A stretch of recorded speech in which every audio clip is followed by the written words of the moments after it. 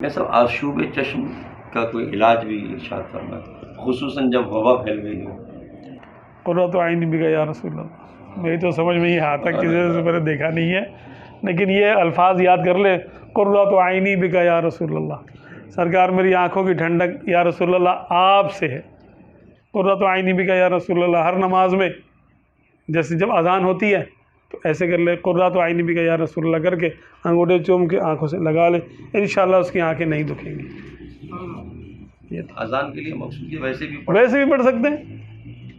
ارے قرۃ عینی بک یا رسول اللہ کا تو سوا لاکھ کا چلہ بھی کر سکتے ہیں، کیا ہوا اس میں، اور کیا؟ قرۃ عینی بک یا رسول اللہ صلی اللہ علیہ وسلم پورا پڑھ لے، درود شریف بھی ہو جائے گا۔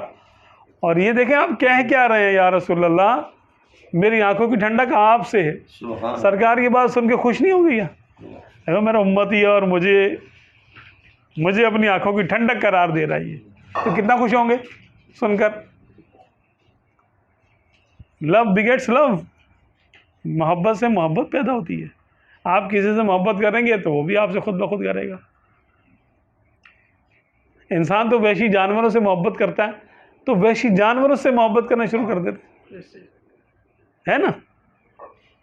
تو اگر کسی یہ یعنی اسفل مخلوق سے اگر محبت کر رہا ہے وہ، تو وہ اس سے محبت کر رہی ہے جو کہ محبت کا معنی بھی نہیں جانتے صحیح طریقے سے، لیکن جو افضل مخلوق ہیں ان کی تو کیا ہی شان ہے، جو کہ لجپال بھی ہیں، جو ایک دفعہ آپ جھوٹے منہ کہہ دیں میں آپ سے محبت کرتا ہوں، اس کا بھی پروٹوکول کریں گے، وہ بھی اس کا بھی صلہ دیں گے آپ کو۔